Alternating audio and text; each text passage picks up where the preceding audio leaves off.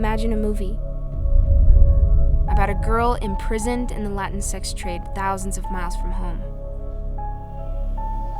How did she get there? What does she feel? How would she find freedom?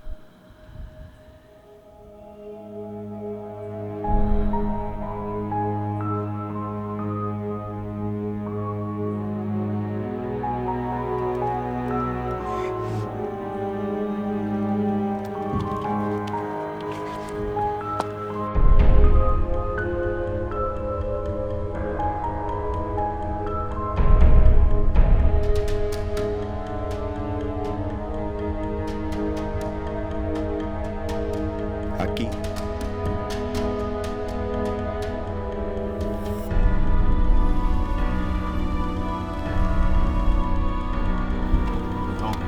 José.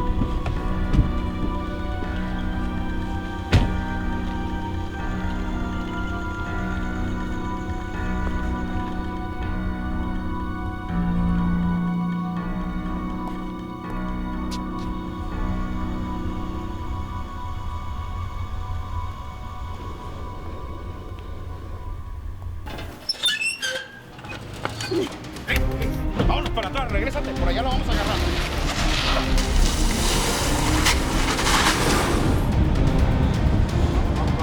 Vamos, da vuelta. Ahí va, alcánzala.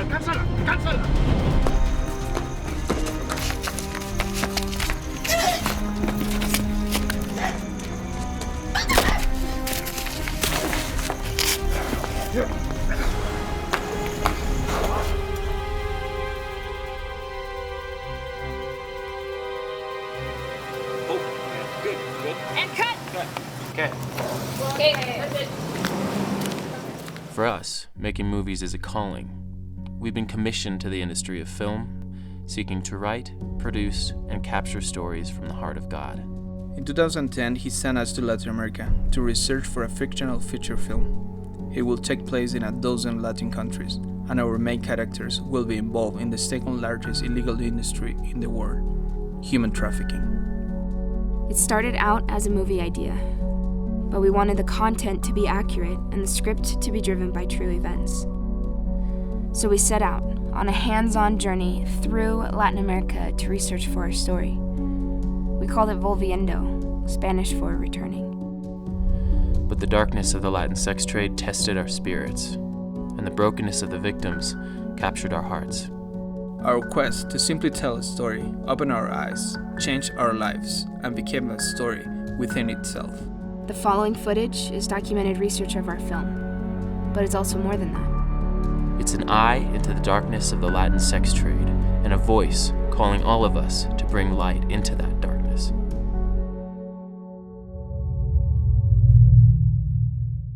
Diego and I were driving into LA, and we just started brainstorming and talking about a movie that would be, kind of incorporating some of the things that we're passionate about. I had the desire to make a film, a road trip through Latin America that can show the beauty of the culture and at the same time something else, like an injustice. I shared this story with Phil and Brittany about this girl who was trafficked from Argentina 10 years ago. So her mom started searching for her, and until this day, she keeps searching. Marita es una chica que, como ya sabrás, ha desaparecido de la esquina de su casa. Se le han llevado parte de estas redes que Susana después ha ido descubriendo desde la total ignorancia de Susana sobre este tipo de delitos para encontrar a su hija, cosa que todavía a casi 9 años no consigue. Ella ha empezado una investigación desde el propio sentido común a buscarle a su hija y a ir descubriendo que esto era más grande, y a medida que ella pedía y que se le daban desde Fiscalía los allanamientos, ella iba rescatando, ella acompañaba los allanamientos y rescataba chicas que estaban en la misma situación de su hija.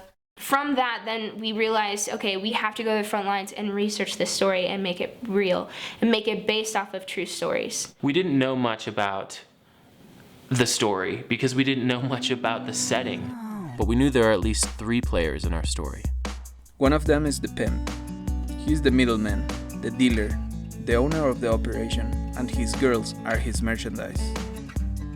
And then there's the client, aka the John, a sick-minded man who joins the pimp in objectifying women and pays handsomely to do so.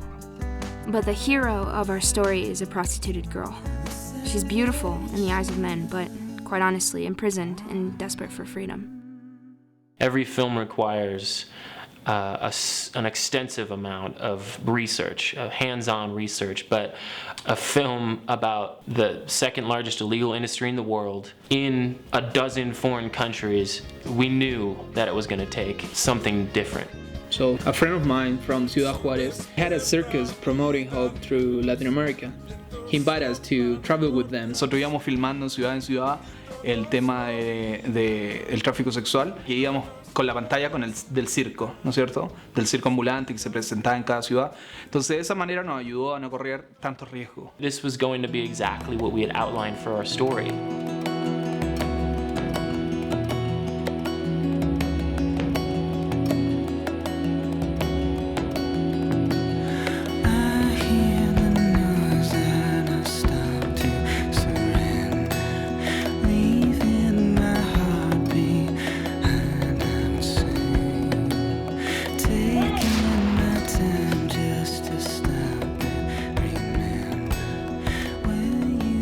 We went out with 2 cameras in Juárez. That is the second or first most dangerous city in the world. And we were filming and pointing with the cameras to the girls on the streets. We never realized how much danger we were in. There was a sensation, like a feeling of danger that you're getting into. In some places you can feel darkness embracing you. We're so naive. ¿Cuántos años tienes, Claudia? 20. 20 años, ¿y desde cuándo andas aquí? Pues apenas, ¿qué va a ser? ¿Un ratito apenas? Yep. ¿Eres de Juárez? No. ¿No eres de Juárez? No. ¿De dónde eres? De Cuauhtémoc. Ahorita tengo 26, voy a cumplir 26, pero llegué cuando iba a cumplir 13 años. I was impacted by him. He was trafficked when he was 13 years old. That shocked me. Pues llegué con una mala persona, la verdad, y me explotó. Ya después a un año que me explotó, todo lo que ganaba era para ella, yo no cobraba ni un solo peso. ¿Cuánto? 600 chapo en hotel. ¿Cerca al hotel? ¿Cerquita al hotel? 3 calles. They saw Diego's camera that was in his lap when he was asking the questions to the girls. Gracias. As we started driving off, she just started yelling and then she hits the car. Yeah, they said like, go for them. They're not filming. Yeah, they're filming. Go for them. What? The girl. There has to be, at the minimum, 5 or 6 pimps hovering around, watching every move.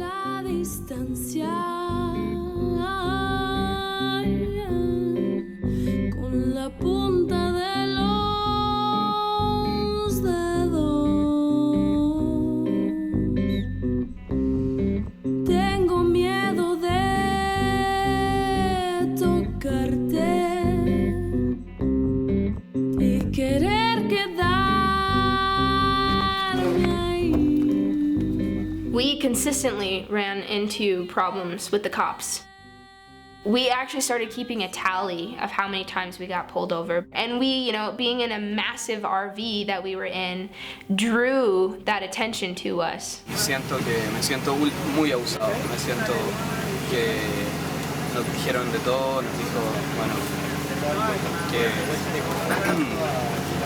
que teníamos que pagar una multa de 1.300 pesos cada uno para poder seguir y que no iban a deportar. Y lo único que se me ocurrió decir fue, y bueno, ¿y qué podemos hacer para arreglar? Estamos viajando, somos un grupo. Me dice, bueno, dime tú cuánto puedes pagar. O sea, eso era signo de que él quería que yo le pagara por debajo de la mesa, un soborno, claramente. No lo pensé y le dije, solamente le podemos pagar uno de los 3, pero pagamos, entramos, pagamos, dejamos en un cajón la plata. Como personas que estamos luchando por un mundo no podemos permitir, de verdad. Lo viví en carne propia y siento el dolor, siento la angustia de los que les pasa esto a diario. We should pray every morning, everyone, Yeah. So it's like, because one thing is that we're making the rules for this trip, you know? Like, we are our own judges. Accountability and everything. So let's start to do that. So I think like everyone, yeah, we're in this together. We were in this alleyway where a bunch of girls were stand up. But my attention was struck by this girl that looks like 14 years old. So I was talking to her. 250 cada uno, ya va con todo el cuarto. Ya. Y la relación la normal de la cintura para abajo son 20 minutos. Ya si quieres algo más, pues ya se cobra más. Ah. El desnudo completo se cobran 100 más. ¿Ah, sí? Sí. ¿Y Bueno, cuántas chicas hay acá? todas las que ves aquí hay más adentro. ¿Ah, sí? Sí. Ya hay que pagarte a ti. Ya va con todo el cuarto 250. ¿Todos te pagamos o te paga la...? Sí, a mí me pagan 100 pesos y ya era el otro pagas lo demás. I couldn't feel any emotion at that moment. It was like so unreal. She can be my sister. She can be my niece. That I was so like powerless to do something about it.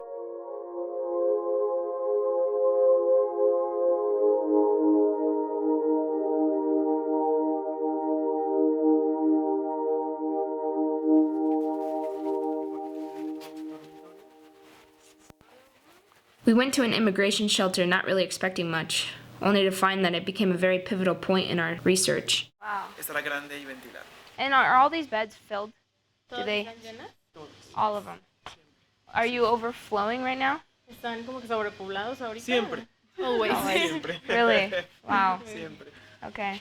Las personas que pasan por Casa del Migrante de Saltillo vienen de Honduras, Nicaragua, El Salvador y Guatemala. Okay. Pero el crimen organizado no únicamente secuestra a la población centroamericana, también está secuestrando a personas de Cuba, a personas de Brasil, a personas de Venezuela, que también están pasando de forma indocumentada por México para llegar a trabajar a Estados Unidos. Entonces, además del secuestro, las personas migrantes centroamericanas que transitan por México son víctimas de trata. En esta albergue hay hombres y mujeres. Cuando empieza el tránsito por México, hay estadísticas que nos dicen que el 50% de las personas son hombres y el 50% son mujeres. Pero ya a este punto, el recorrido que estamos pues cerca de la frontera, únicamente llega menos del 2% de mujeres que iniciaron el camino. Wow. Sí. Muchas mujeres quedan atrapadas en los burdeles en el sur de México, trabajando en cantinas y siendo explotadas sexualmente. Otras mujeres se dan cuenta que es muy peligroso el camino y prefieren regresar a sus países. Muchas niñas empiezan el camino solas y también acompañadas.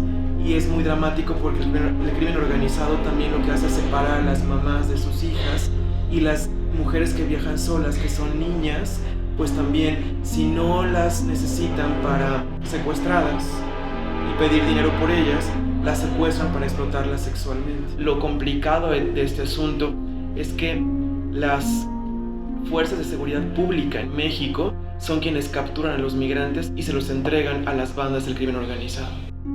Hace año y medio yo salí de mi país buscando lo que es el sueño americano, para tener una mejor oportunidad de trabajo y para poder sacar adelante a mi familia, lo cual venía con un tío. En el transcurso del camino nos topamos con mucha gente buena que era centroamericana, pero también en ella nos topamos con una banda de secuestradores, al cual al tercer día de haber salido de mi país nos secuestraron, nos tuvieron de lugar en lugar, nos maltrataban, nos gritaban. Nos tuvieron retenidos durante 3 meses, lo cual nos pedían pasarnos a lo que era los Estados Unidos. Nos cobraron lo que era $3,000, 1,000 en el lugar donde estábamos, que era aquí de México, los otros 1,000 en la frontera y 1,000 llegando a Houston, porque hasta ahí era el contrato. Pero pues mi tío me jugó mal. Cuando mi mami mandó el dinero, lo que era del rescate, no pudieron reunir el dinero para sacar a mi tío, y lo que hizo fue hablar con los meros jefes de la banda de secuestradores y me dejó por pago. lo cual nosotros llegando ahí teníamos miedo, ya que migración, los policías y federales están involucrados en todo esto.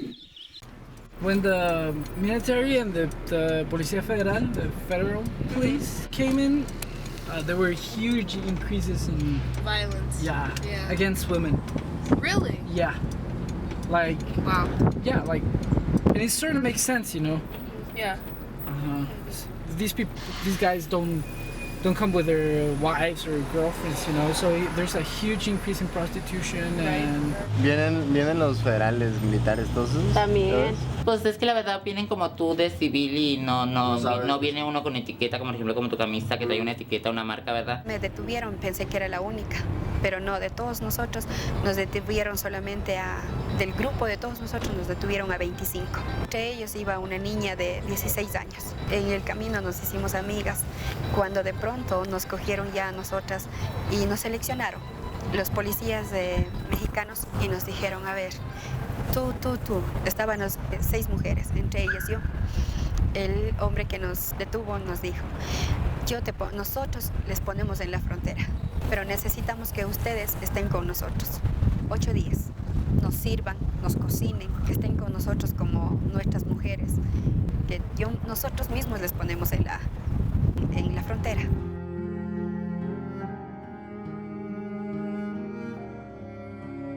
The setting of everything started to develop for us a lot more, and stuff started to be a lot more refined.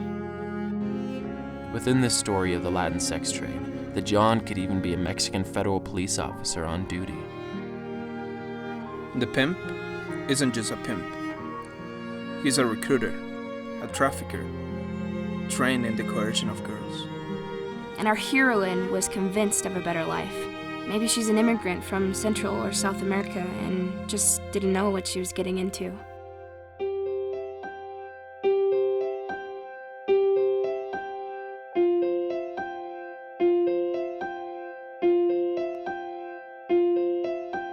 Te quiero libre como el viento. Te quiero libre siendo tú. Te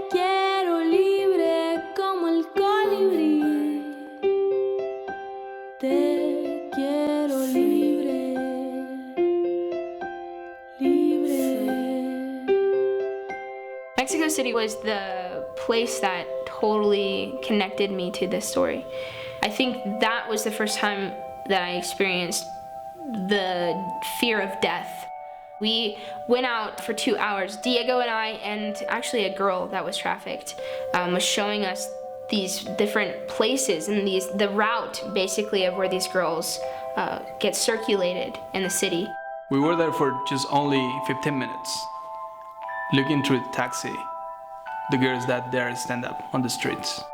To see girls lined up one after another on the street to be sold. You know, and these Johns, the purchasers, drive up like they're pulling up to order fast food, choosing what they want off the menu. I was completely broken to see these girls just waiting to be purchased. And that darkness that was oppressing us, and I feel in my body like something that oppressing me and telling me like, get out of here. You don't belong to this place.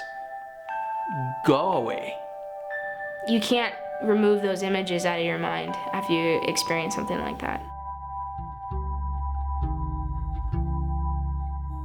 So we were given the opportunity to visit a shelter, and my heart was completely drawn to that place.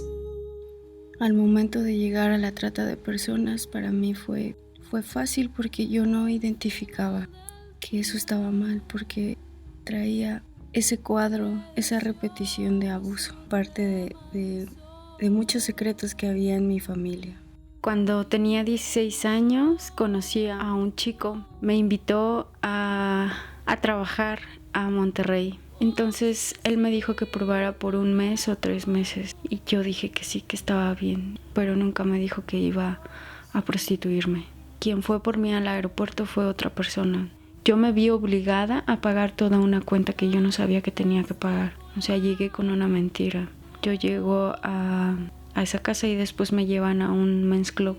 Pues me doy cuenta que era un lugar donde las mujeres se desvestían. Eran mujeres muy guapas, venían de otros países, venían cubanas, venían venezolanas, mexicanas, pero muy guapas.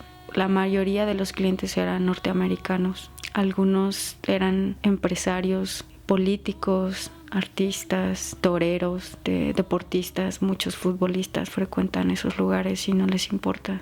Entonces no me agradó el verme a un espejo y ver que tenía que desnudarme, y ver que los hombres tenían que tocarme, y ver que los hombres tenían que pagar por mi cuerpo. Yo no quería eso. If they're so conditioned and they stay in there, and you hear story after story of even victims who return to the streets, how could someone escape? I knew that it was Christ, that he could save her, but how? It's been a long night. I'm feeling kind of sick. Brittany's feeling a little bit sick. If anything comes out of this, it's definitely that we need to be praying more. If we finish this whole trip, we're gonna be able to do anything, you know? This is the hardest thing ever. Almost no money, no food, no sleep, rain. It's a real adventure. I'm just trying to be positive.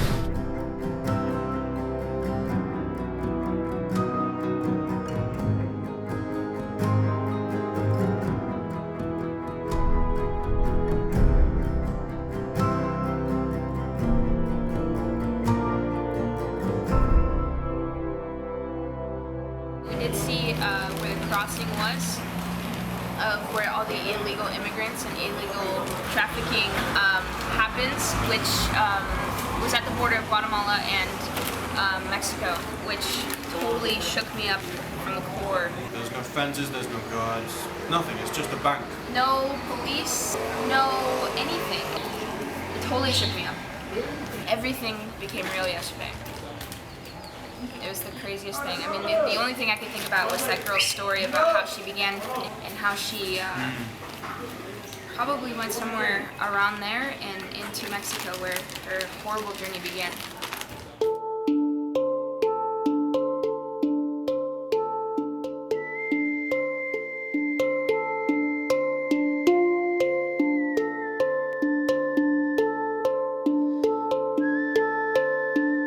Precisamente todo empieza por la necesidad que esta gente tiene de poder ganar plata, y es cuando otras personas sin escrúpulos vienen y se aprovechan de los más necesitados. Y es ahí donde se da el engaño, es ahí donde se da el abuso de ciertas personas en ofrecer sueños que muchas veces llegan al fracaso, en la muerte, muchas veces en el desierto. Personas que tienen que pagar hasta $6,000 por irse caminando por el desierto para lograr llegar, cruzar la frontera norteamericana.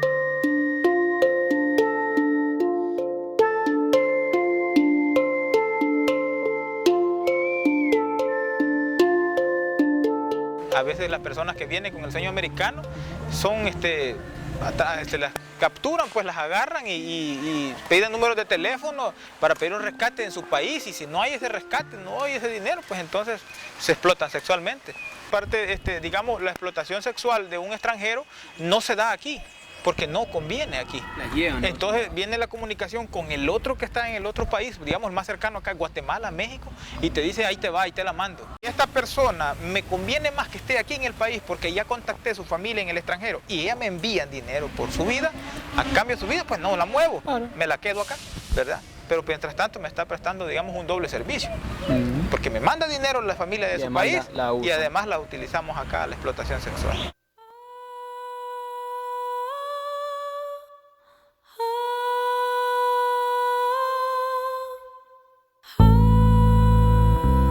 El menosprecio a la mujer, la desvalorización de ella, aún los golpes, ¿verdad?, hacia la mujer. Y lamentablemente también se dan los casos de abusos a niños, tanto físicos como sexuales, familiares nuestros. Yo creo que cada familia tiene una historia.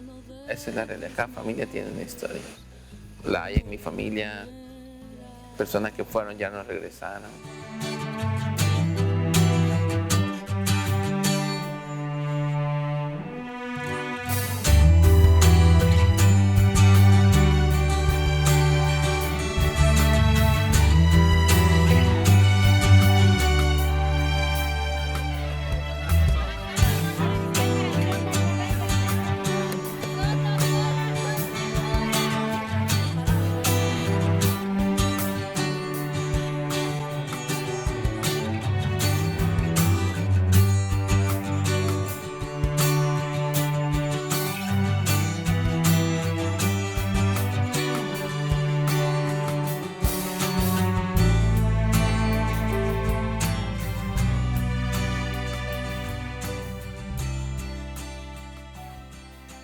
Cuando él venía a casa yo tenía un temor muy grande cada vez que él me miraba porque su mirada no era una mirada de padre.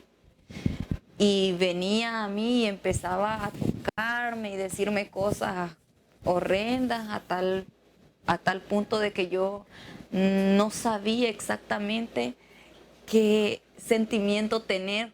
No conocía el sentimiento de tener un padre, jamás había podido sentir que era tener un padre porque para mí era algo diferente, algo distinto. Él me tocaba y me decía, no le digas a tu mamá, quédate callada, o a veces me amenazaba y a veces me obligaba a hacer cosas que eran tan fuertes porque me sentía sola, me sentía horrible. Cada noche que llegaba a mi cama, después de un día de clase, yo solo miraba hacia el cielo y lloraba y sentía todo el vacío que tenía porque no podía decirle a mi madre para que me apoyara porque ella no me iba a creer.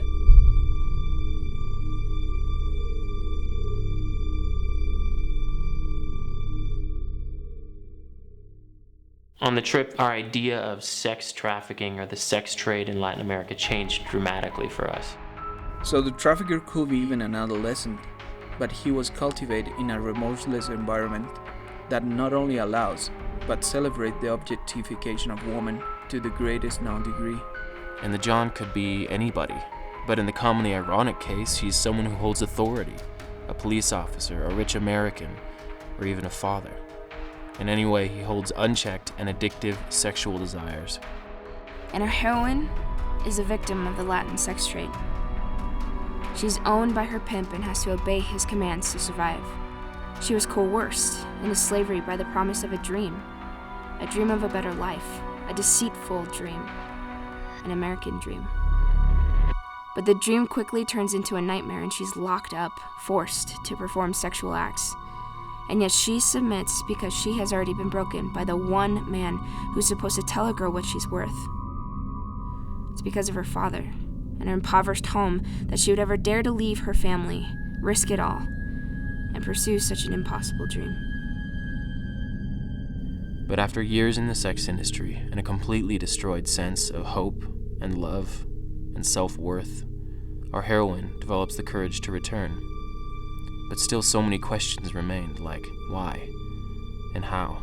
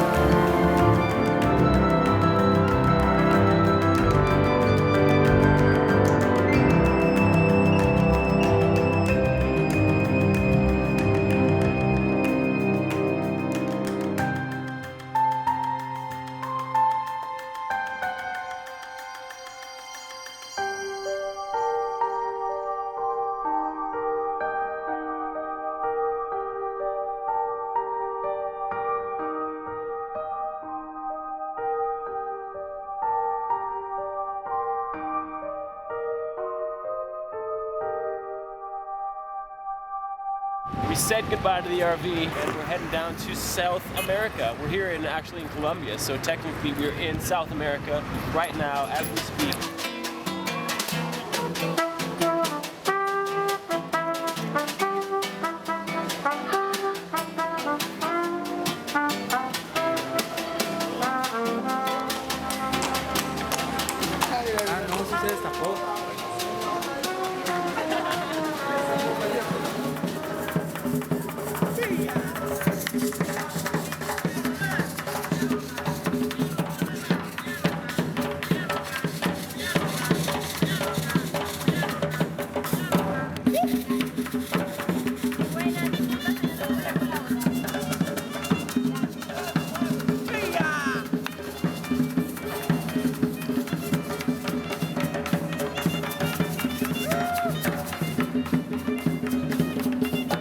Okay, this is what just happened. We were just walking, and this guy stopped us, and he was just really kind of, happy guy, being really, friendly and all that stuff. And so we just started asking. I said, well, honestly, we're looking for prostitutes. Is there a lot of them? You got them? I got them. So you work around here? Hey, I'm a pimp. I'm a pimp here, you know what I'm saying? You're a pimp? I got my own club. I got my own beautiful girls, man. Where at? Let's go. Because we're going to come back tomorrow. We're coming back to this city. It could be this. We got like a delivery service. You tell me the place to stay and I take you the girls right there. You see, if you like it, you get it. Easy. What if we don't like them? If you like it, it's cool. You don't get it. So you bring the girls to us? I bring the girls to your place. You see them? If you like, I'm gonna bring I know I don't know if it'd be the best place. No, my friend. I know you guys from California. I know you know your style. Right. I know you perform, your profile. And I'm not gonna. You like thin girl, thin. Young ladies, right? Thin. Let me ask you a question. You care about the color? Colombian's fine. Colombian's great. Beautiful. What kind of girls you got? Where from? All of them, man. They coming from Medellin. They coming from here. They coming from Barranquilla. They coming from Pereira. Where? Cali. They coming from Cali too. From Cali? Yeah.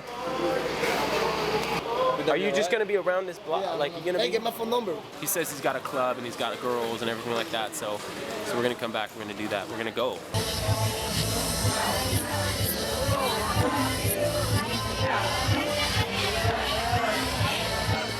Sorry. I do love the dance. That's cool. Okay? Yeah. Girls are coming from the back. They're not walking in from the street. They're coming from the back. And so it's called a discotheque. It's just it's a new thing apparently with prostitution. It's where you walk into a bar and there's nothing but girls and they're all for sale. I was talking to this girl and she was saying like, okay, my price is $100, 200,000 pesos, Colombian pesos, and that includes everything. And well, we start to talk about, I asked when she started to work in this. She said 15 days ago she moved from Bogota to here because her family was in the other city and she doesn't want her family involved in this. She needed money for the university, for college, and she said that she don't want to do this. I said, okay, let's go with me, come with me. And she said, please do it, I don't want to be like this, But they were really, really beautiful, so tempting. I need more prayer, I need more time in the Word, I need more fellowship. I'm weak. Yeah. Y sí estamos orando ahora con nosotros y de repente se acercó una señora que no. We started praying and suddenly a girl came and said, are you praying? And I said, yeah, we're praying. And she said, I just want to pray for you guys. I feel that I want to pray for you. And this prayer was so powerful. I feel so renewed. It's like amazing. Even my definition of slavery has been changed after this, I had in mind this as slavery, like they're in chains, on jail, on like small rooms. It's more on their minds.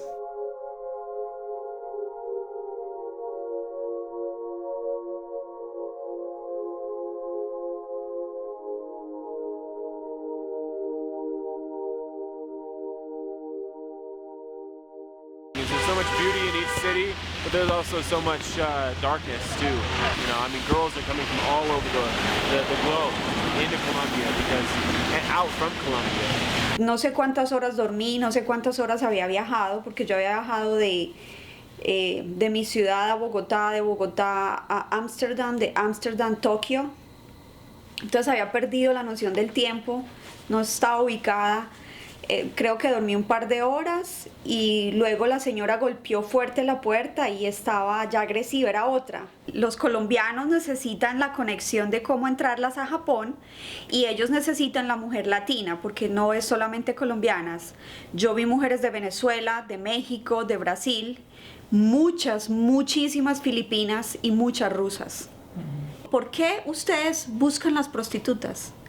¿Por qué ustedes hacen que esto siga aumentando? Porque ustedes son los que hacen que este tema siga. Porque si hay demanda, hay mujeres, entonces el tema no va a parar. The craziest thing happened. We're basically trying to figure out why a guy looks at pornography and what the conviction of a guy looks like. I just need to confess this, that before we did these interviews about the women's heart and where they're at with all of this, I watched a pornographic video. And I felt like God has been telling me all day, Phil, when you watched that video, you didn't know what you were doing. I feel it's so ironic that I would watch a pornographic video before I assist in the abolition of sexual exploitation. Because we can pull these girls out of the brothels one after another, but if we as men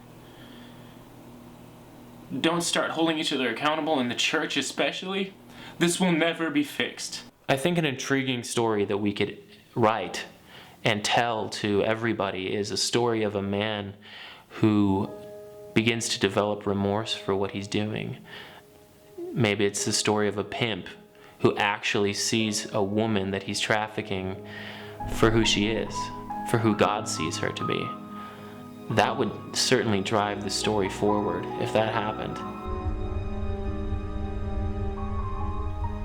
Aquí.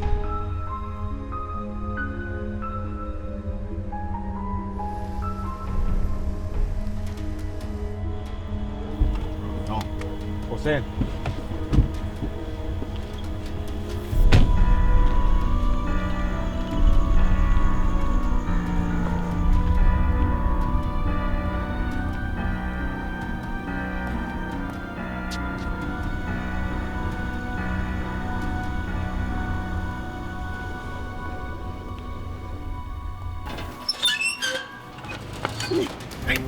Vámonos para atrás, regrésate, por allá lo vamos a agarrar.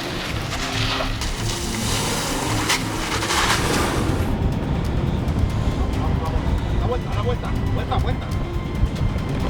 Ahí va, alcánzala.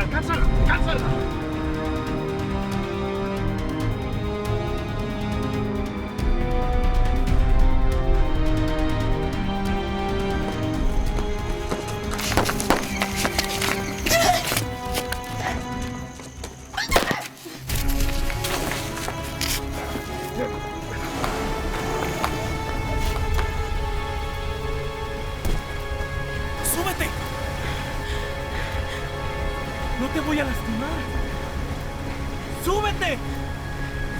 ¡Mariana! Confía en mí.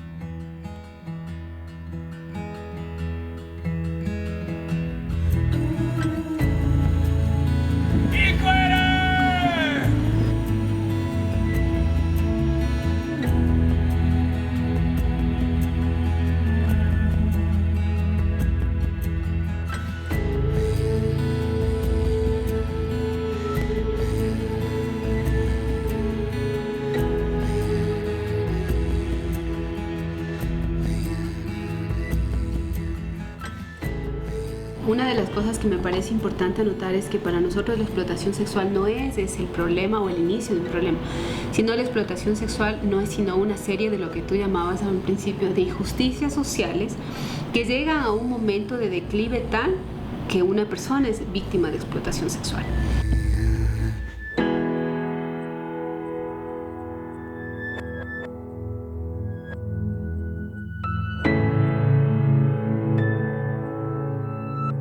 Nos prostituíamos. Me daba dinero, pero yo me iba y me compraba mi droga. Nunca trabajamos para alguien, siempre lo hacíamos por nosotras. ¿Te abusaron cuando pequeña, no? Sí, me abusaron como 3 veces. No 3 veces, 3 hombres diferentes. Yo estoy fría del corazón por el daño que me hicieron y porque nunca tuve a mi papá.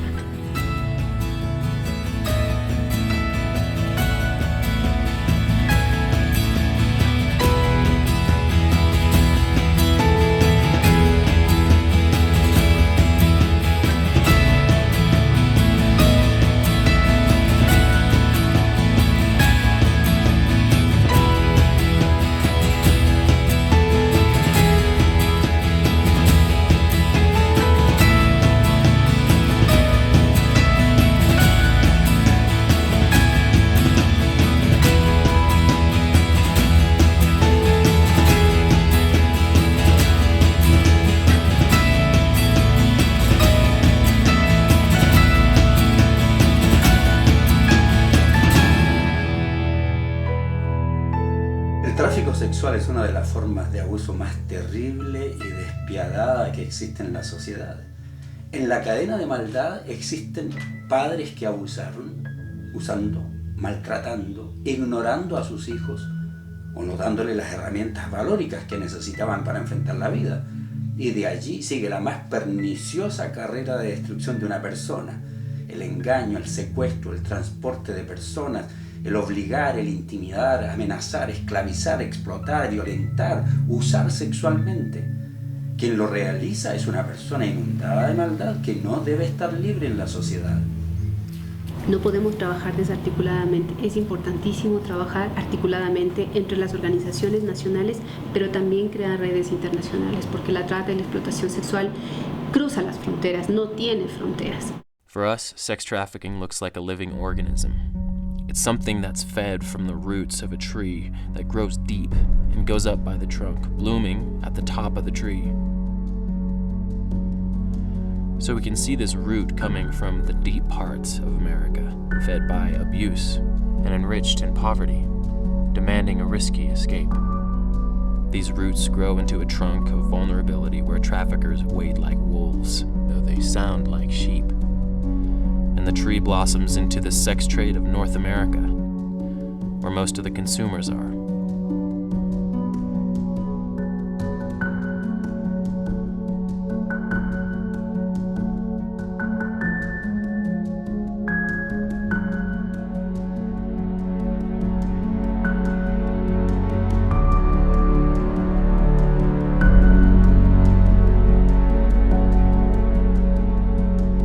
In our culture, trafficking has been so glamorized, and it's under the guise of prostitution or pornography. But it's so damaging to who we are that if we really looked at what the sex industry is, we'd actually see trafficking. I fell into that same lie myself, and it wasn't something that happened overnight. It wasn't like I was perfectly healthy and then one day I found myself on the streets. What I see is very common amongst all survivors is that it starts young. For me, I started being raped when I was 4, and sex became very normal. And I just wanted to be that beautiful little girl, you know, at 10 years old, spinning in the living room in that beautiful dress, just feeling loved and having that appropriate affection from my father. And when I didn't have that, I started to seek it out in other places. And I just started to spiral, and it got worse and worse and worse. By the time I was 17, I ended up working in a restaurant, and this man just kept coming in, and he was so amazing. I felt like he saw me in a way that no one else saw me. And he asked me one day, he said, if you're already having sex, why wouldn't you want to get paid? And I thought, wow, that's a brilliant question. Of course I want to get paid. I didn't realize when I turned that first trick that I would lose everything.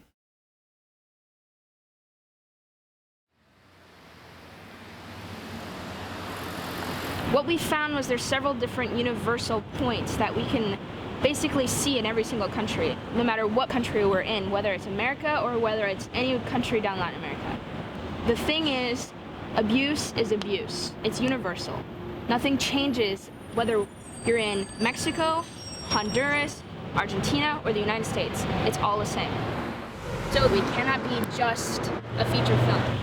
We need to put proper pieces in play, and I think it's healing. I think it's us reaching out to people, showing the process of abuse. I think it's taking it to broken people. I think it's going to the prostitutes and helping them get out of this. With what? What are we going to take to them? I mean, we don't know anything about healing or abuse, or I mean, we're just making a movie here, right? Not anymore. What's missing here? I mean, we got to do something with what we have. This journey has really taken me full circle. I've never been trafficked before, but I found myself oddly relating to the girls. And that comes from shame. I feel what these girls feel and can relate with how they feel so imprisoned. I have been in repetitive, unhealthy relationships for as long as I can remember.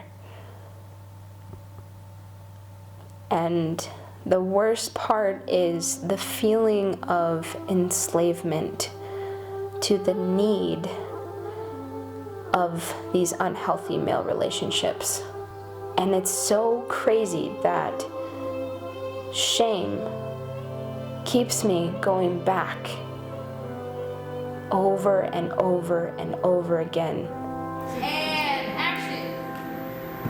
Enslavement does not just run in the imprisonment of a pimp. The enslavement begins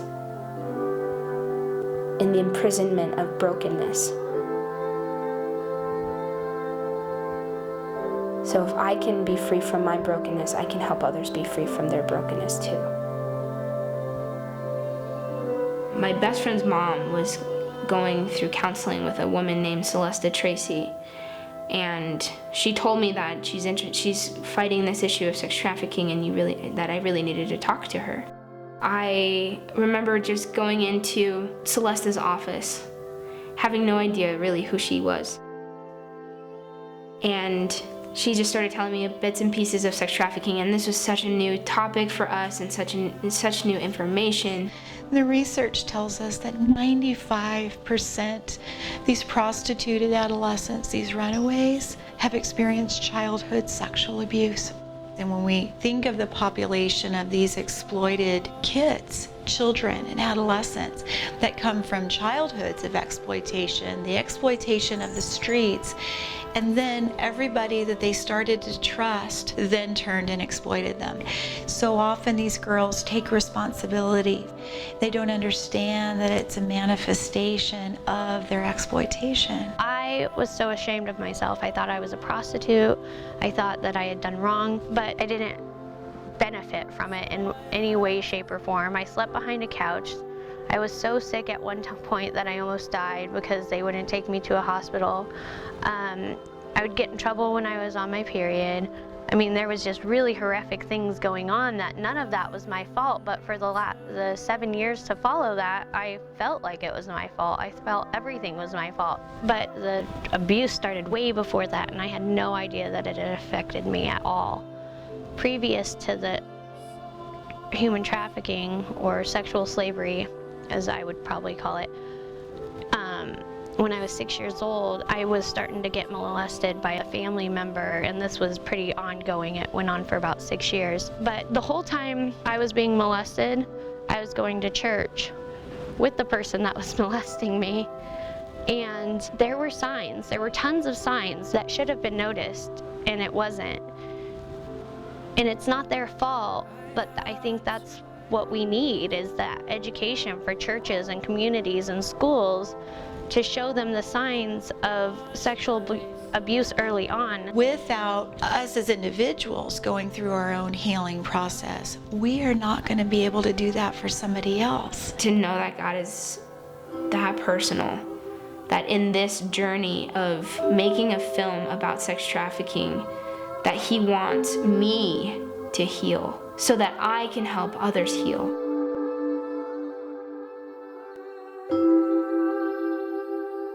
If you make yourself dependent on God in the things that you do, then He's going to take you on a journey that is harder than anything you've ever done in your entire life.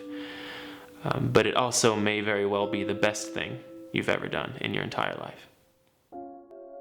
So instead of focusing on the problems, we started looking for the solution, like ministries that were already on the front lines of the issue.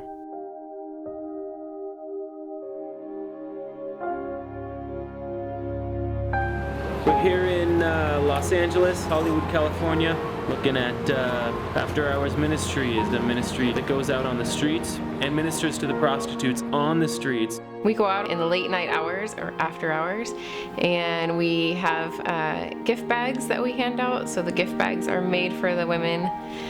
They have, maybe lip gloss or lotion, something in them. And then sometimes a small Bible. All of them have a little matchbook in them that has our phone number on it, and that's a way that they can contact us. Lord, I just pray that your will be done tonight. Just first and foremost, God, I want to pray for protection, Lord. It's something we never ever want to take for granted. Where we come in is to just bring hope and to bring that idea that there is something else out there, and we're here and we're willing to help you get there.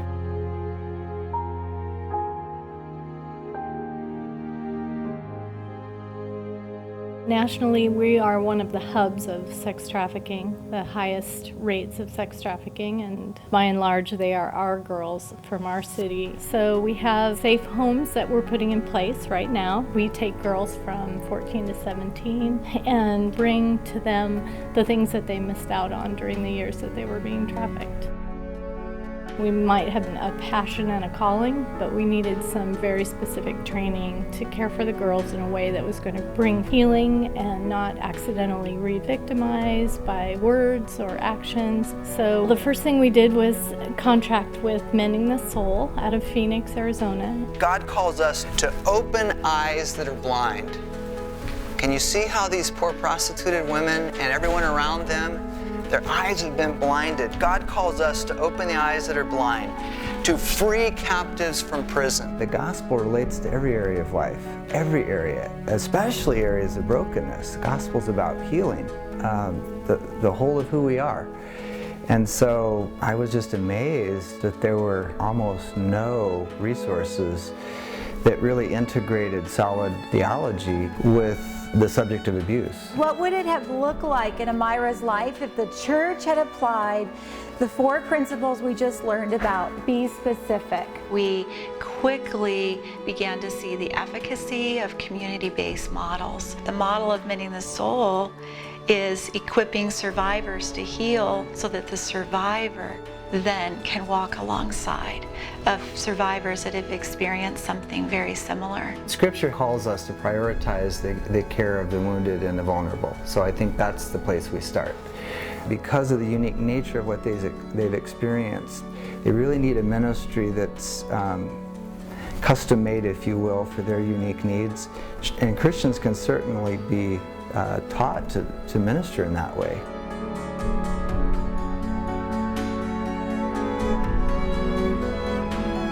Where are we at right now? We are in Phoenix at this very moment, downtown Phoenix, and Mending the Soul is putting together a concert for their Princess Lost ministry. Princess Lost is the ministry that focuses on the prostitutes, and they've actually created a curriculum through a fantasy story. That way it's more obtainable for these girls to understand kind of the process that they're going through as far as healing. So they've created amazing art to go along with it and a curriculum that follows this art and this story. So the curriculum is a story. And it's not just a story, it's basically the gospel. It's about this fairy princess who runs away from home because she was bitten by her uncle. And then these goblins capture her and put her in these caverns and keep her captive until the fairy grandmother comes into the caverns and replaces her own life for the princesses so that she can be set free from slavery. No one had ever sacrificed so perfect a life for the likes of a dirty little girl like herself. Grandmother died so that she might be clean and free. Regina knew then that she would carry from that moment on a debt of love. Throughout this beautiful afternoon, the smiling sun had continued his steady journey across the sky. She remembered the sad, hurting children of the canyons. She knew then that there would be no enduring happiness for her if there were not happiness for them.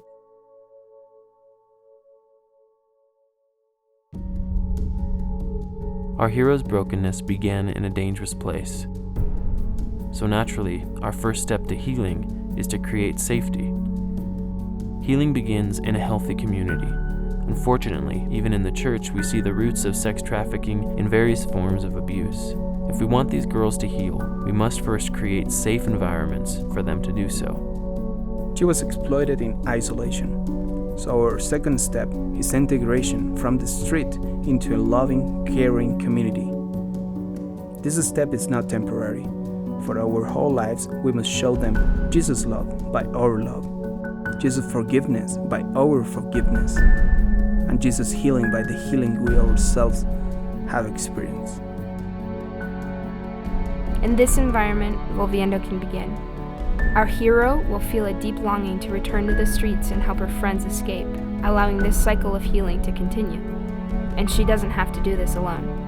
All together, we can continue to branch out to the broken and plant new seeds of Christ's healing with survivors leading the way. The paintings of Jesus always paint him in this nice light where he's not bloody and he's covered in a loincloth and, everything's good. But when I read, that's not the picture that I see. I see a Jesus that looked a lot like me, where he was beaten and bloody and hanging naked in front of the entire world. And I felt that same way. The church and the broken in the sex industry collide and clash because we say repent, repent, repent, and we convict them, but the greatest sins in their life are the ones that have imprisoned them by other people acting out on them. That is a sin when you were raped that you can't repent from. It's only a sin that you can forgive. As hard as it is, with God's help, we have to look at abuse and suffering and exploitation and then apply the gospel to that. And we'll need help doing it because it will not happen naturally. We can't just take someone off the street and plug them into a youth group and expect that's going to work. That could be harmful both directions. Take a minute to think about that girl that is stand up on the corner, on this alleyway maybe, or maybe on this club that is dancing. And you think that is dancing for you. But no, she's dancing to survive. She's trapped in this. And she couldn't escape. In so many different ways, she was coerced. Think about that. It's not about you anymore. It's not about your flesh and your desire that you have to feed. It's all about them, those girls. If you believe that you are a man, you won't go to the clubs and feed that demand because you're killing people with that. It's not anymore about she's an object. No. She's equal to you. And she deserves honor and respect. Just think about it. Las comunidades cristianas tenemos la obligación de tener cursos permanentes para que las personas aprendan a tener familias saludables, a prevenir y a denunciar los actos de maldad. I'm finally on this path of discovery now, and there's this huge inner peace in me.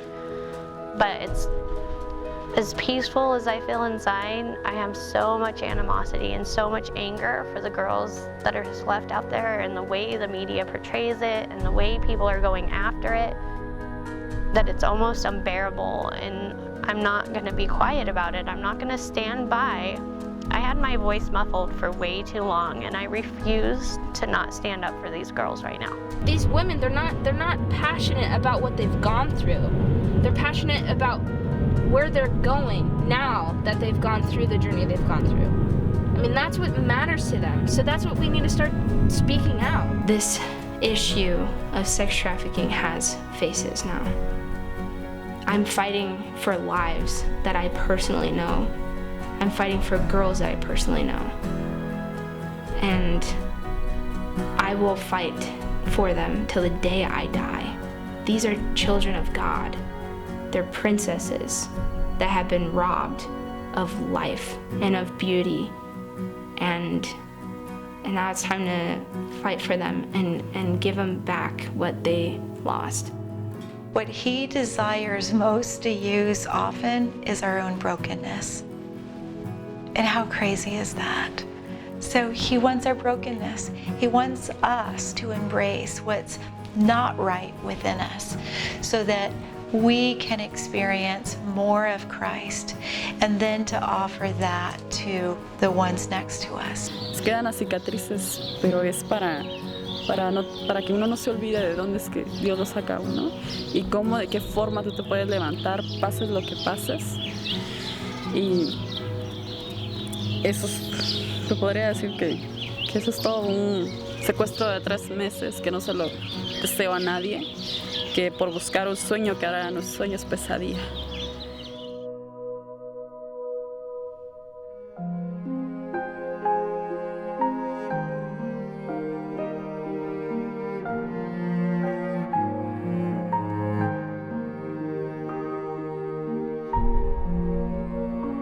Mi nombre es Mariana. Esta es mi historia.